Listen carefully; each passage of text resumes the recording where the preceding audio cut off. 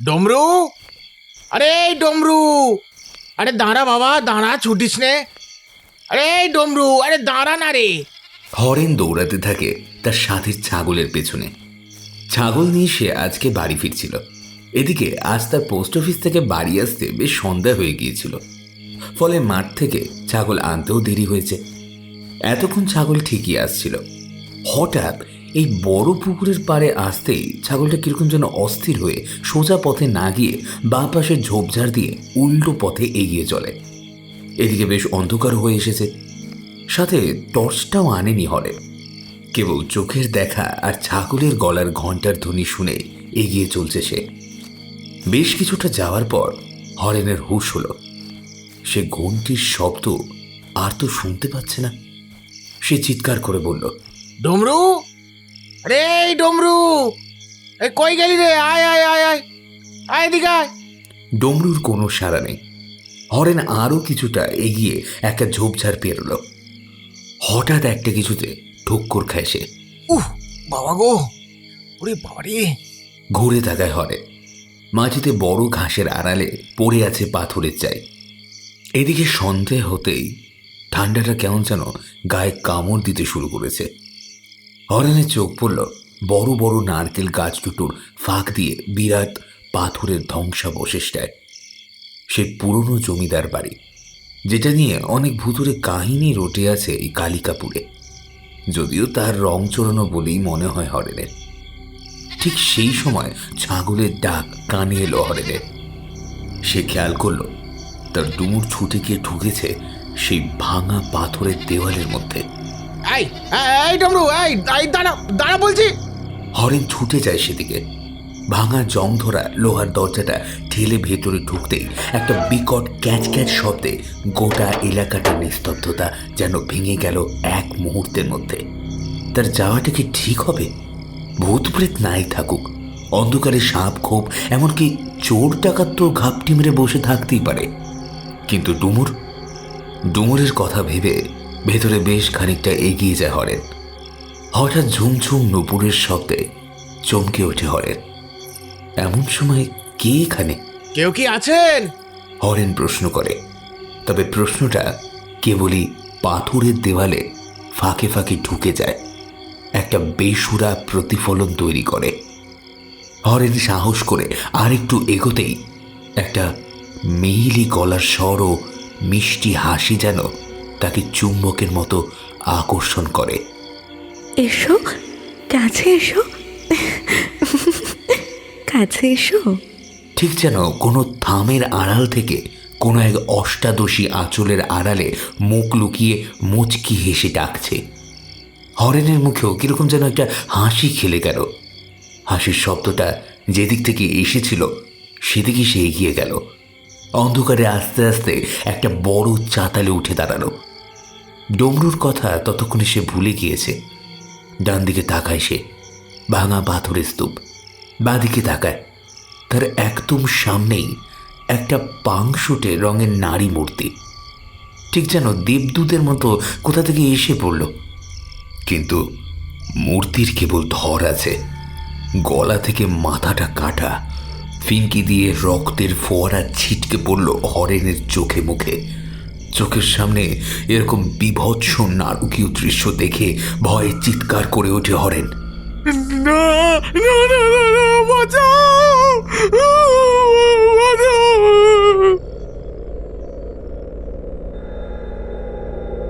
Hello everyone, আমি দিব্যেন্দু দাস রয়েছি আপনাদের সাথে। বঙ্গকথা চ্যানেলে আপনাদের সবাইকে জানাই স্বাগত। আমরা আবার চলে এসেছি আপনার জন্য আরেকটা নতুন হারহিম করা গ্রাম বাংলার ভূতের গল্প নিয়ে। আজ আপনারা শুনবেন লেখক পল্লব ঘোষের কলমে গ্রাম বাংলার একটি ভূতের গল্প, কালিকাপুরের স্কন্ধকাটা। গল্পটি যদি আপনাদের ভালো লেগে থাকে এবং আমাদের চ্যানেলের সকল গল্পগুলোকে শুনতে আজই সাবস্ক্রাইব করে রাখুন আমাদের এই ইউটিউব চ্যানেলকে। শুরু হচ্ছে আজকের গল্প, লেখক পল্লব ঘোষের কলমে কালিকাপুরের স্কন্ধকাটা।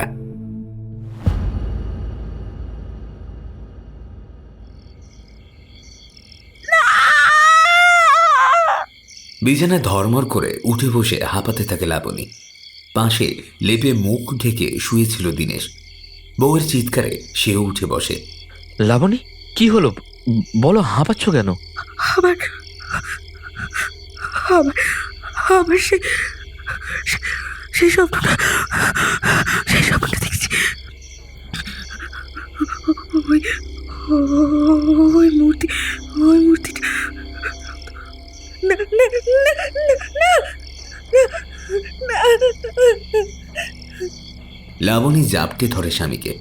তার চোখ দিয়ে জল পড়তে থাকে।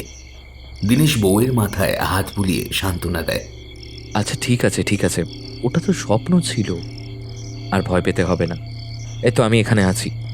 আচ্ছা বেশ, কাল একটা জায়গায় যাব, ঠিক আছে? তোমার মন ভালো হয়ে যাবে। মন তো ভালো হবে, কিন্তু কবে হবে, কেন হবে, জানে না সে। বিগত 1 মাস যাবৎ লাবণী এরকমই অদ্ভুত এক মাথা কাটা মূর্তির ভয়ানক স্বপ্ন দেখছে রোজ রাতে। সেই স্বপ্নের চিন্তায় তার খাওয়া ঘুম একেবারে উড়ে যেতে বসেছে। শরীর শুকিয়ে যাচ্ছে, কাজে মন টিকছে না। তাদের দাম্পত্য জীবন শুরু হয়েছে এখনো 1 বছর হয়নি, তার মধ্যেই এমন মানসিক অশান্তি। একটা স্বপ্ন মাসে দিনে 10টা সুখের স্বপ্নকে রীতিমতো শেষ করে দিচ্ছে। পুলিশের গোয়েন্দা বিভাগে কাজ করলেও কিছুতে নিজের স্ত্রীর এই সমস্যার সমাধান সে করতেই পারছে না। সমাধান কি বলি বলুন তো দীনেশবাবু? প্রথমটা ভেবেছিলাম আপনার স্ত্রী হয়তো কোনো ফটো বা কোনো সিনেমায় দেখেছেন ওরকম কোনো মূর্তি, এবং সেটাই হয়তো কোনোভাবে ওনার অবচেতন মনে গেঁথে গিয়েছে। এমনটা হয় জানেন তো, কিন্তু তাই বলে 1 মাস ধরে রোজ রাতে ওই রকম একটা স্বপ্ন। তাহলে ডাক্তারবাবু, কিছু তো একটা কারণ থাকবে। পৃথিবীতে কারণ ছাড়া কি কিছু হয় বলুন তো? বউটা আমার ঘরে বসে এরকম ভুতুড়ে স্বপ্ন দেখতে দেখতে শুকিয়ে যাবে। দীনেশবাবু, আমার বন্ধু ডক্টর শ্রীবাস্তব পরের মাসে কলকাতায় আসছেন। শ্রীবাস্তবের সাইকিয়াট্রিক বিভাগে ভারতজোড়া খ্যাতি। আমার বিশ্বাস ওনার হাতে পড়লে আপনার স্ত্রী লাবণী দেবী সুস্থ হয়ে উঠবেন। কিন্তু ততদিনে আপনি কিছুদিন ছুটি নিন, কোথাও একটু ঘুরে আসুন স্ত্রীকে নিয়ে। হাওয়া বদল করলে ভালোই লাগবে। হ্যাঁ, যাব, দেখি। দেখি নয় দীনেশবাবু, অবশ্যই যান। আর হ্যাঁ, একটা কথা আপনাকে বলি, চোখ কান সবসময় খোলা রাখুন। সবসময় যে সব কিছুর পেছনে একটা বিজ্ঞানসম্মত এবং যুক্তিযুক্ত কারণ থাকবে তার কোনো মানে নেই। অনেক ঘটনা কেবলই ঘটে জানেন তো, তার কোনো ব্যাখ্যা হয় না।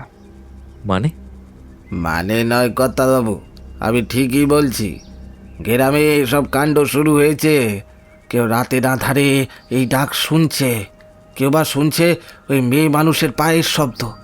ওই শুনে যারা যাচ্ছে তারা আর ফিরে আসছে না কো। ওই তো ওই হরেন বেটা কাল রাতে গেছিল। রাম রাম, কি ভাগ্য করি বেটা বেঁচে ফিরেছে, কিন্তু বেচারাটার মাথা পাগল হয়ে গিয়েছে গো কর্তা।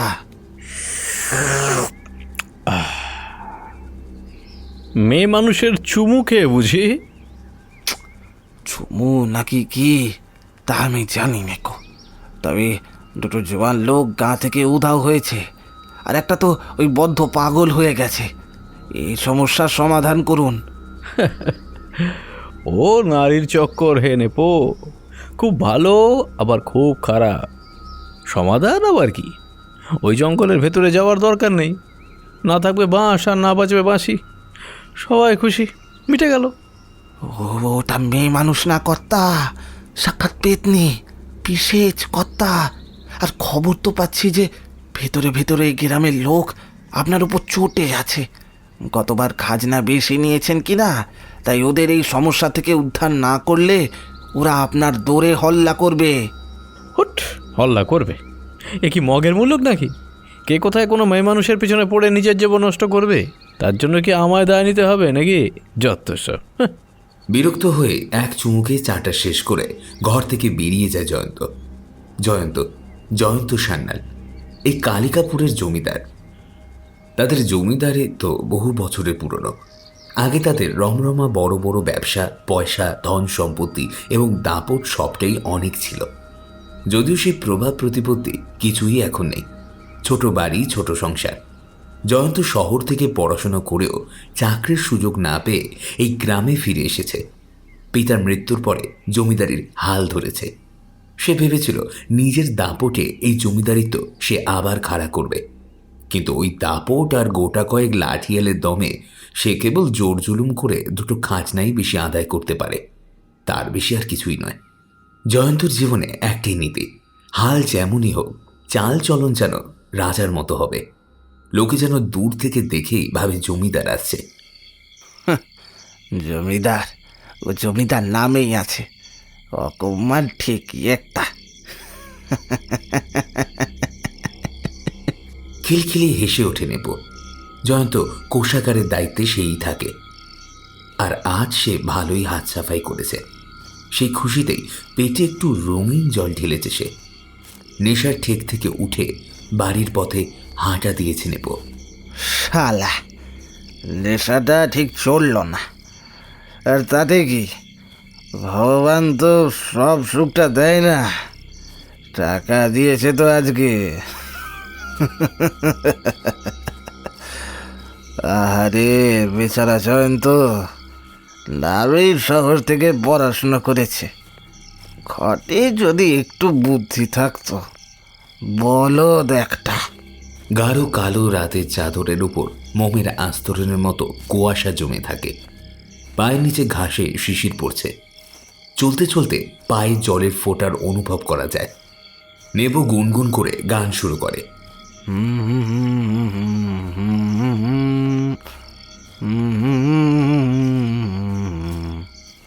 হঠাৎ নেপুর তল পেরে ছোট বাইরে করে চাপ আসে। নেপো বিরক্ত হয়, কিন্তু চাপ এতটাই প্রবল হয় যে নেপো বাধ্য হয়ে রাস্তা ছেড়ে পুকুর পাড়ে ছোট্ট একটা ঝোপের সামনে গিয়ে দাঁড়ায়। হালকা হয়ে থুতু ফেলে সে ঘুরে তাকিয়েছে। হঠাৎ দেখে একটা মেয়ে মানুষ অন্ধকারের মধ্য দিয়ে হেঁটে গাঁয়ের ভেতরে যাচ্ছে। ভারী অবাক হয় নেপো, এত রাতে ওটাকে। কৌতূহল নেপোকে যেন ওই মহিলার নিজের পিছনে টানে। তার হাঁটা চলা এবার নেপোর কাছে কিছুটা চেনা চেনা ঠেকল। ওটা পাঁচু মিত্তিরের বউ না? এমন লম্বা টান টান শরীর তো ওরই হবে। শালি নিঘাত কোনো লটর পটর চালাচ্ছে, শালির পিছু নিতে হচ্ছে তো। মেয়েটির পায়ের নপুরের শব্দে নেপো আরও নিশ্চিত হয় যে এটা পাঁচুর বউ। পাঁচুর সুন্দর বউকে নিয়ে গায়ে একটা সারা তো পড়েছিল। এবার তার কাছে কিচ্ছা বের করতে পারলে যে গায়ে কি হবে সেটা ভেবেই যেন মনে মনে পুলকিত হয়ে ওঠে নেপো। মেয়েটি এবার গ্রামের ভেতরে না ঢুকে যখন বড় পুকুরের পাশ দিয়ে বাঁ দিকের পথ ধরে, তখনই নেপুর মনে সন্দেহের পর্দাটা চড়ে বসে। এই বনের দিকে এমন অন্ধকারে যাচ্ছে কেন? তার মানে নিশ্চয়ই কোনো লটর পটর করবে, আর এটাই আজ নেপো হাতে নাতে ধরবে। ছেড়ে দিতে বললে না হয় সেও একটু মজা নিয়ে ছেড়ে দেবে, ক্ষতি কি তাতে? মনে মনে কুটিলভাবে একটা হাসি হেসে ওঠে নেপো। মেয়েটির গায়ে মাথায় চাদর জড়ানো।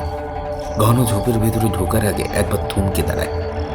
সুযোগ বুঝে নেপো একটা বড় গাছের আড়ালে সরে যায়। মেয়েটি বোধ হয় গোপনীয়তা রাখতেই একবার এদিকে ওদিকে মাথা ঘোরায়, তারপর ঢুকে পড়ে বড় গাছের সারির ভেতরে। নেপো অন্ধকারে আশ্রয় নিয়ে গুটি গুটি পায়ে ঢুকে পড়ে।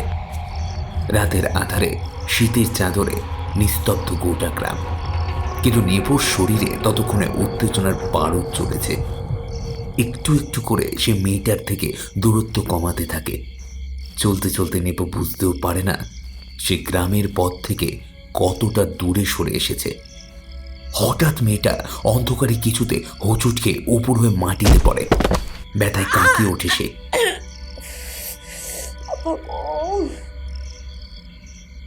ভেতর ভেতরে জমে থাকা একটা ছাই চাপা আগুন যেন ধক করে জ্বলে ওঠে নেপোর মনে।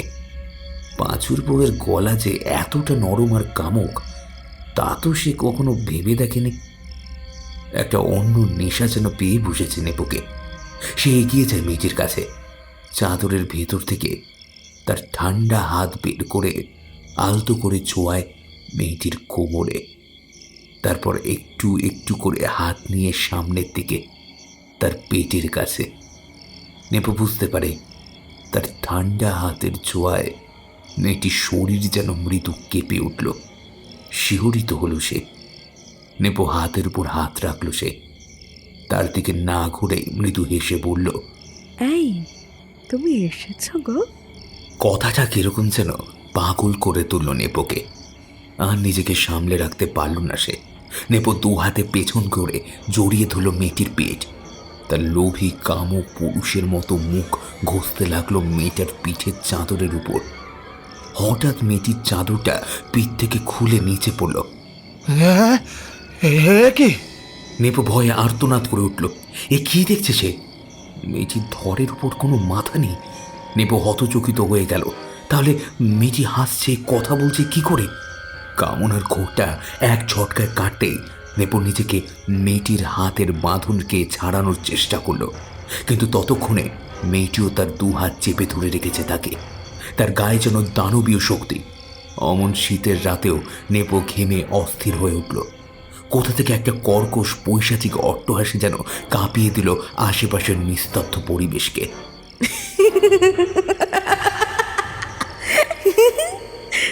কিরে শয়তান, নারী শরীরের ওপর খুব লোভ, তাই না? জিভ লাক লাক করে, তাই না? আজ তোর ওই জিভ ওই উপরে নেব, উপরে নেব। না না না না, আমায় ছেড়ে দাও। নেপো ফাঁদে পড়ে মাছের মতো অসহায়ভাবে ছটফট করতে থাকে। মেয়েটির মুন্ডুহীন শরীরটা ততক্ষণে সামনের দিকে ঘুরে গিয়েছে।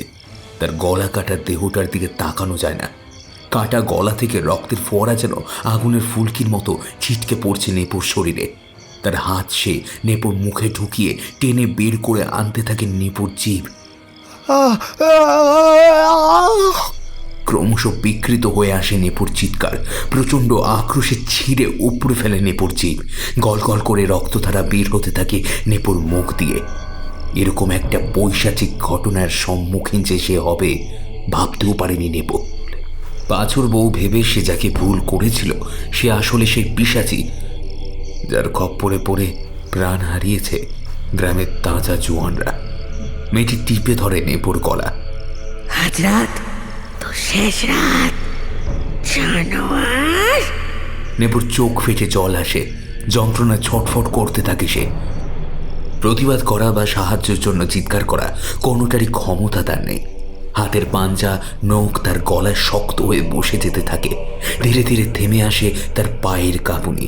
নিস্তেজ হয়ে আসে নেপোর শরীর।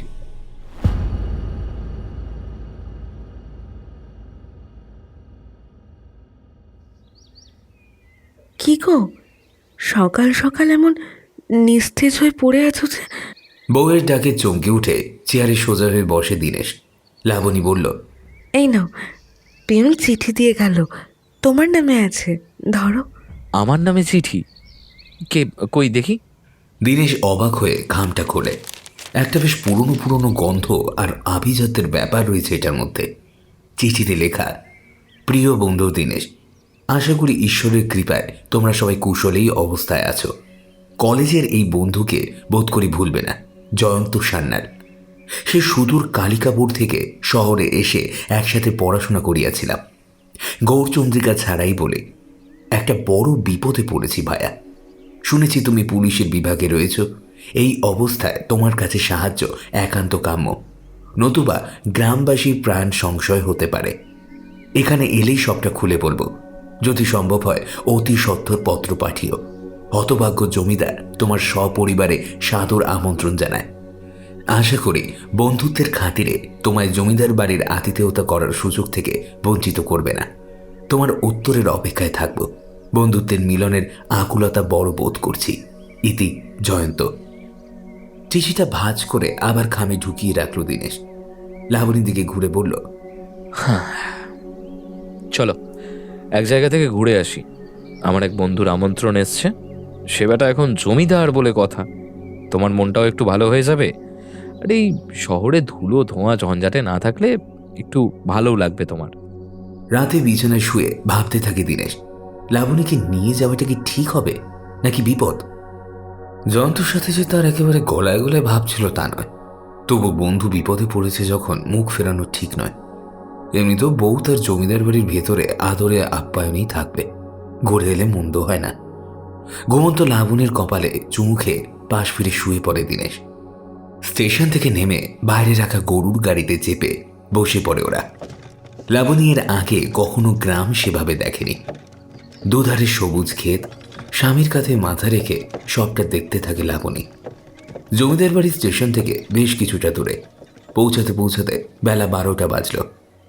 জমিদার বাড়ির লোকজন এসে ব্যাগপত্র সব নিয়ে গেল ভেতরে। এসো এসো দীনেশ, অধমের কথা যে তুমি মনে রেখেছো তাতেই আমি ধন্য। পরস্পরকে আলিঙ্গন করল দীনেশ ও জয়ন্ত। পুরনো বন্ধুকে নিজের বাড়িতে নিমন্ত্রণ করে বেজায় খুশি জয়ন্ত।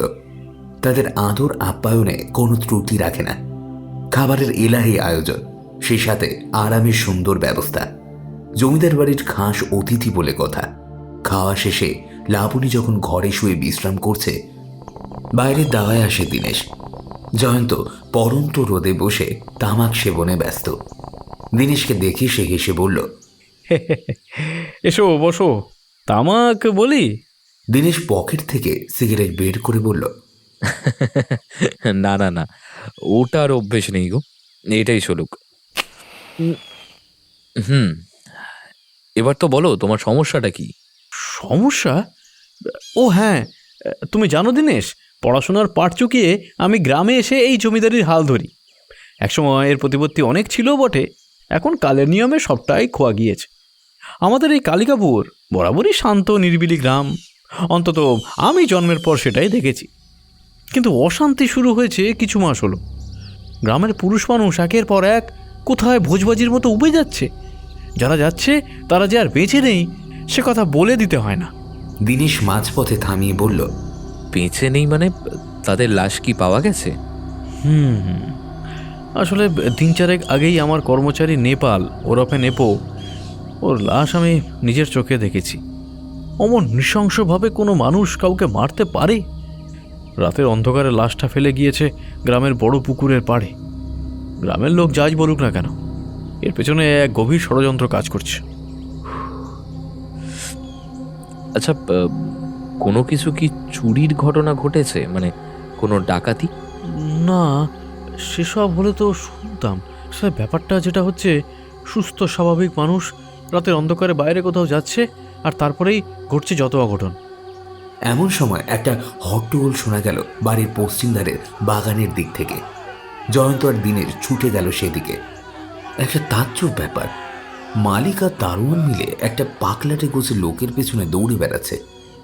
আর লোকটাও তাদেরকে ভেলকি দেখিয়ে খিলখিলিয়ে হাসতে হাসতে একবার এদিক একবার ওদিকে ছুটে বেড়াচ্ছে।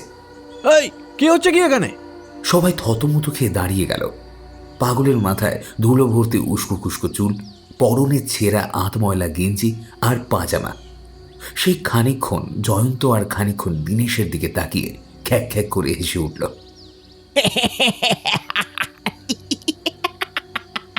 এসেছে, এসে গেছে, মরবি তোরা পাপ করলে সবাই মরবি। আরে এটা তো হরেন। এই একে দূর করো এখান থেকে, যত সব পাগলের দল। মরবি সব মরবি। বলতে বলতে হরেন পাগলা নিজেই বাগান ছেড়ে বাইরে বেরিয়ে গেল এক লাফে। পাঁচিল টপকে সে কর্পূরের মতো উবে গেল। হরেনকে? আর ও কি মরার কথা বলছে? হরেনও ওই দুর্ঘটনার কবলে পড়েছিল, কিন্তু ভাগ্যক্রমে ওর প্রাণটা যায়নি। বেচারার মাথা খারাপ হয়ে গিয়েছে, ভুল ভাল বুকে মরে। গ্রামের এই অবস্থা বুঝলে দীনেশ, লোকে ভাবে আমি নাকি দোষী, আমি নাকি ওদের বাঁচাতে পারিনি। রাতে ঠান্ডা আর ভয়ের চোটে পাহারাদাররাও বের হতে চাইছে না। সবারই জীবন সংসারের ভয় আছে যে। দেখো ভাইয়া, তোমাতেই ভরসা এখন। দীনেশ আর কিছু বলে না, চুপচাপ নিজের ঘরে চলে আসে। রাতে খাওয়া শেষে বিছানায় শুয়ে ভাবতে থাকে দীনেশ। লাবণীকে এখানে আনাটা কি ঠিক হলো?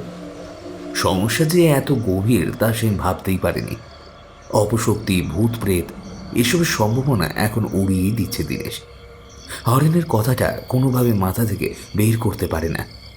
হরেন যতই পাগলামো করুক না কেন, ও নিশ্চিত কিছু একটা জানে, যা দিয়ে এই সমস্যার মূলে পৌঁছানো যাবে।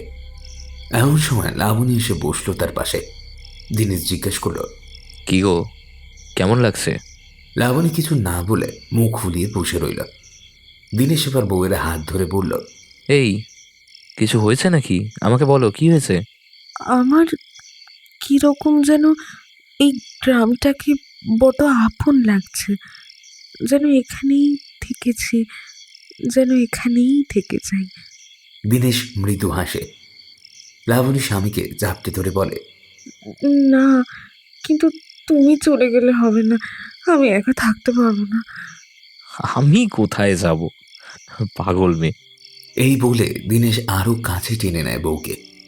তার ঠোঁট রাখে লাবণীর গোলাপের পাপড়ির মতো নরম ঠোঁটে। তার দুই পুরুষালী হাত স্থান পায় লাবণীর নরম পেলব বক্ষ করে। পরম আদরে তারা চুম্বন করতে থাকে একে অপরকে। রাতে স্বামীর বুকেই মাথা রেখে ঘুমিয়েছিল লাবণী।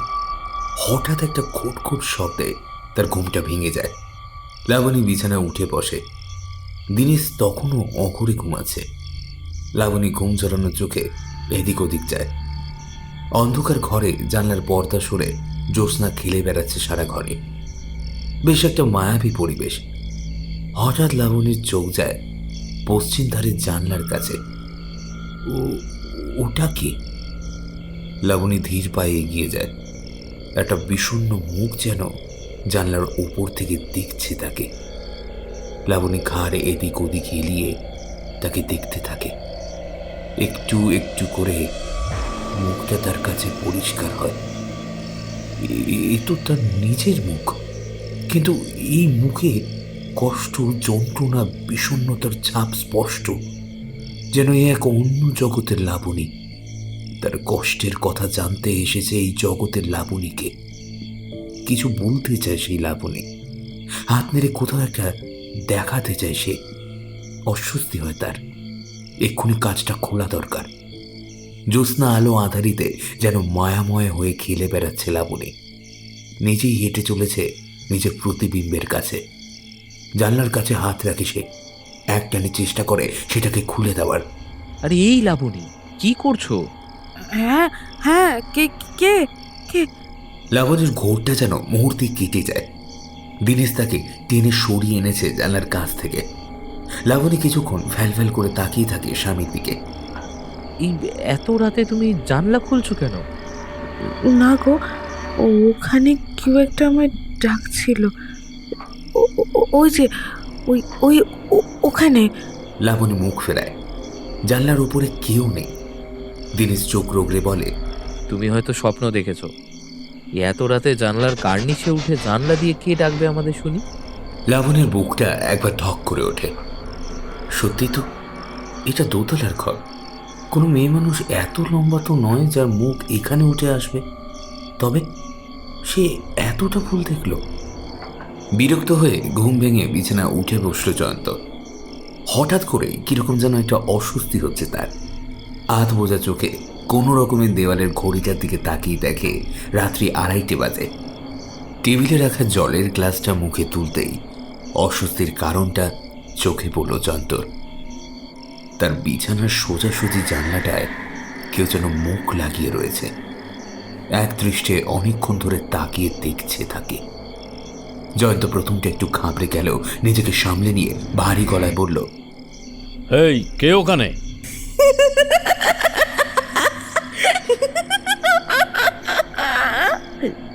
একটা পৈশাচিক উল্লাস যেন মুহূর্তে কাঁপিয়ে তুলল জয়ন্তর গোটা ঘরটা।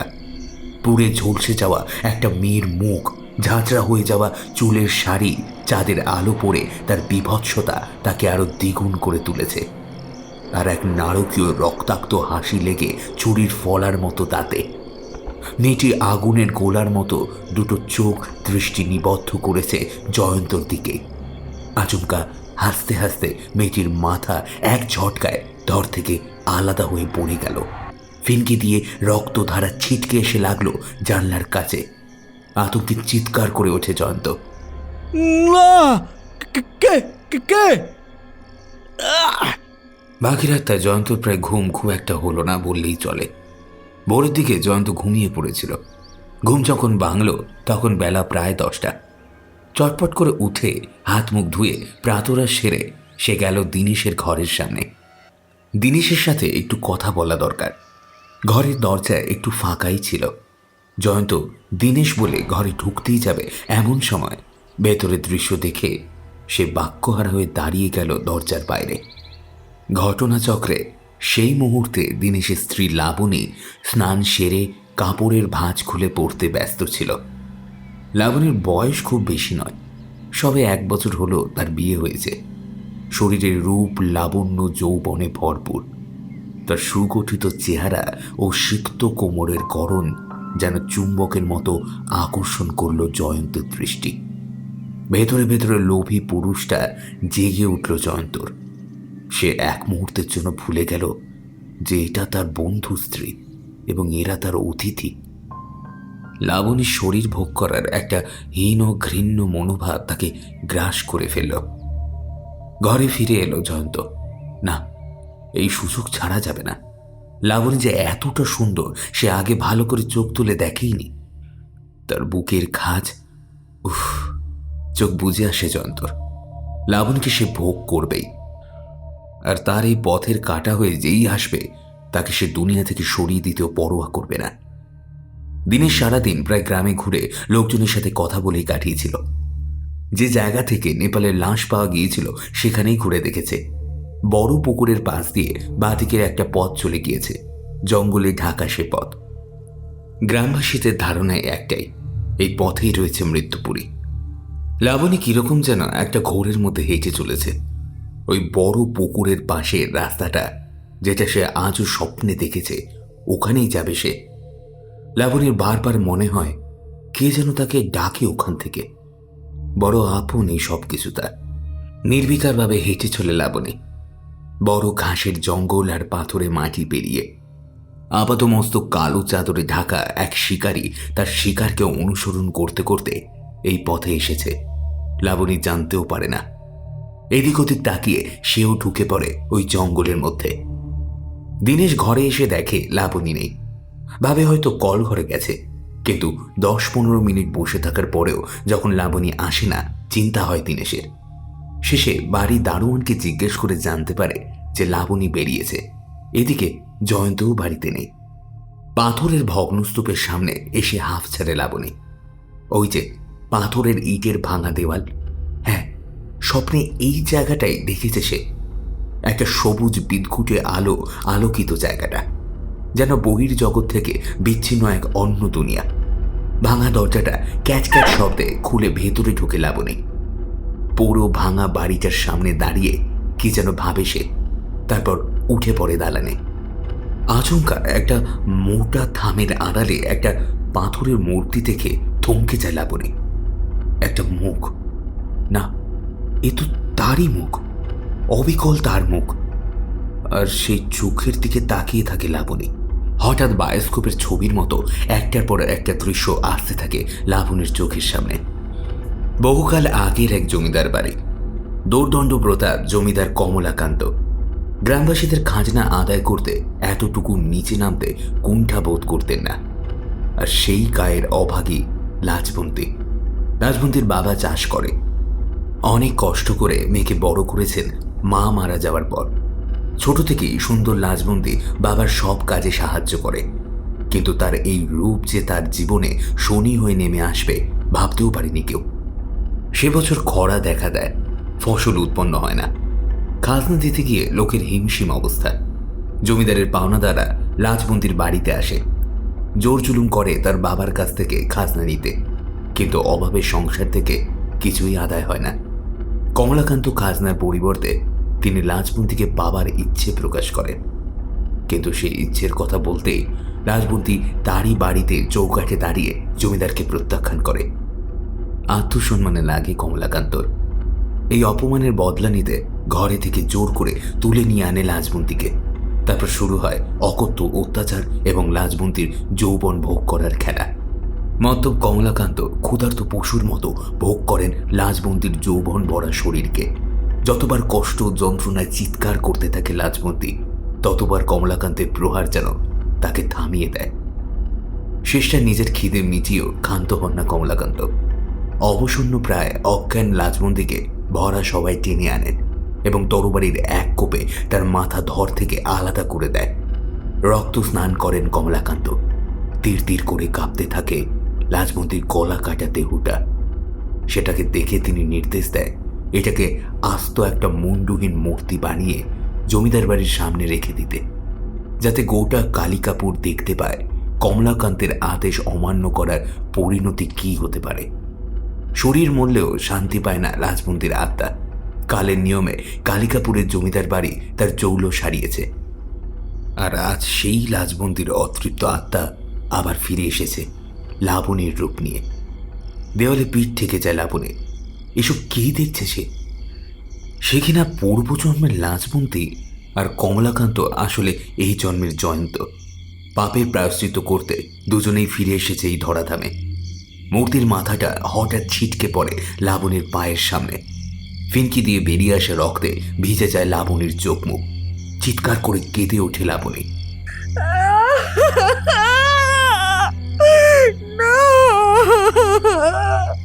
ছুটতে ছুটতে থমকে দাঁড়ায় দীনেশ।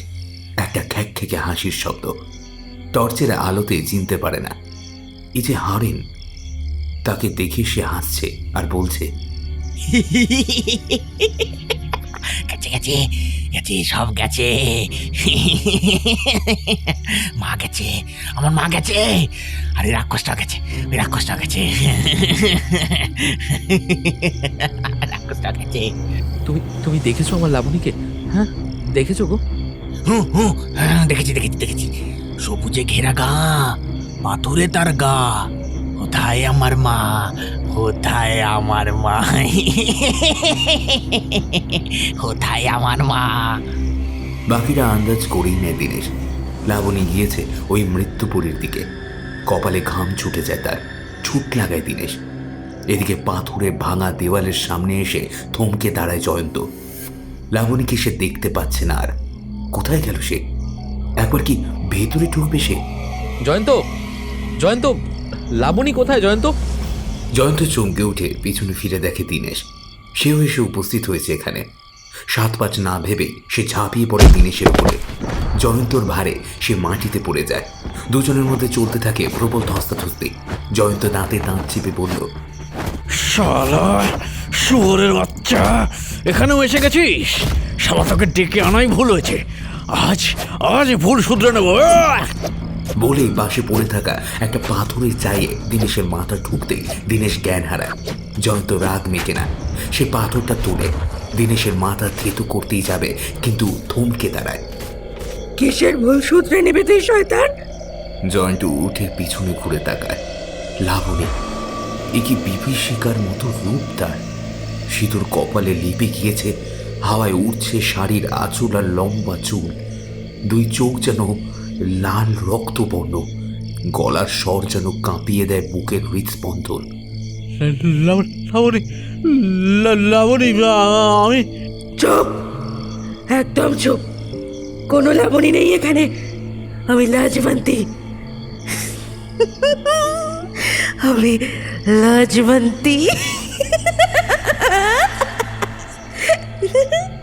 জয়ন্ত কি বলবে ভেবে পায় না।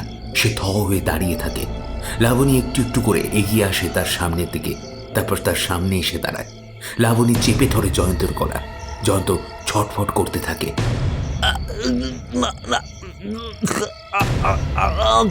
ছেড়ে দাও লাবণী।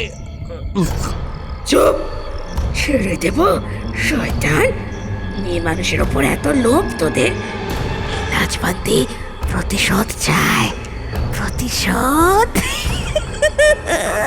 ছেড়ে দেব। জয়ন্তর চোখের সামনে এবার ভেসে ওঠে সেই বিভৎস পোড়া ঝলসানো মুখটা। পূর্বজন্মের কৃতকর্ম এবার তার মস্তিষ্কের পর্দায় ভাসতে থাকে। অত্যাচারী কমলাকান্ত লাজবন্তীর চুলের মুঠি ধরে গলা কেটে ফেলেছেন। না,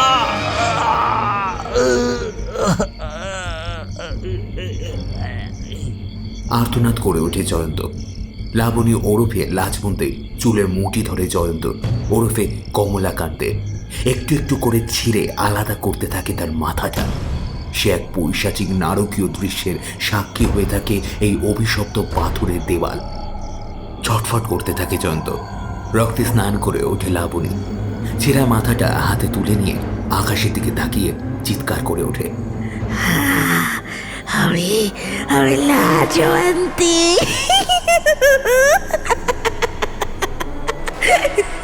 হারিয়ে যায় তার উল্লাস। মাটিতে লুটিয়ে পড়ে এ জন্মের লাবণী। লাজবন্তীকে মুক্তি দিয়েছে সে। পরের দিন সকালে পাগলা হারানের কথায় গোটা গ্রামের লোক সাহস করে আসে এই অভিশপ্ত পুরীতে। অজ্ঞান অবস্থায় উদ্ধার করে লাবণী এবং দীনেশকে। অন্যহীন অবস্থায় পাওয়া যায় জয়ন্ত সান্যালকে। হাসপাতালে জ্ঞান ফেরে বেচারি লাবণী। জ্বরের ঘোরে জড়ানো গলায় কেবল একবার বলতে পেরেছিল লাজবন্তী। সেই লাজবন্তী যাকে সে মুক্তি দিয়েছে, তার নিজের পূর্বজন্ম। শাস্তি পেয়েছে কমলাকান্ত। নিজের কর্মের ফল ভোগ করেছে সে। ও জন্ম হোক কিংবা এ জন্ম, জন্মান্তর হোক, তবু কর্মের ফল যে ভুগতেই হবে। সে রক্ত মাংসের মানুষ হোক কিংবা পরমেশ্বর ভগবান।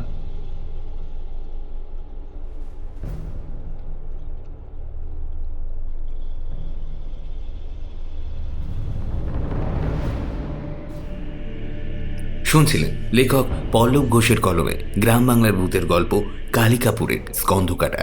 গল্প পাঠে এবং গল্পের সূত্রধার ছিলাম আমি, দিব্যেন্দু দাস। কেমন লাগলো আপনাদের আজকের এই গল্পটি জানাবেন আমাদের ইউটিউব কমেন্ট সেকশনে। আর আমাদের চ্যানেলে আপনি যদি নতুন হয়ে থাকেন তাহলে চ্যানেলটি সাবস্ক্রাইব করে বেল আইকন ক্লিক করতে ভুলবেন না। আজকে গল্পের পোস্টার ডিজাইনে ছিল চিত্রায়ন, আবহতে ছিল ফিনিক্স। ভালো থাকবেন, সুস্থ থাকবেন। দেখা হচ্ছে অন্য কোনো নতুন এরকমই হার হিম করা ভয়ের গল্পে। ততক্ষণের জন্য বিদায়। এভাবে শুনতে থাকুন, সঙ্গে রাখুন আমাদের এই বঙ্গকথা চ্যানেলকে।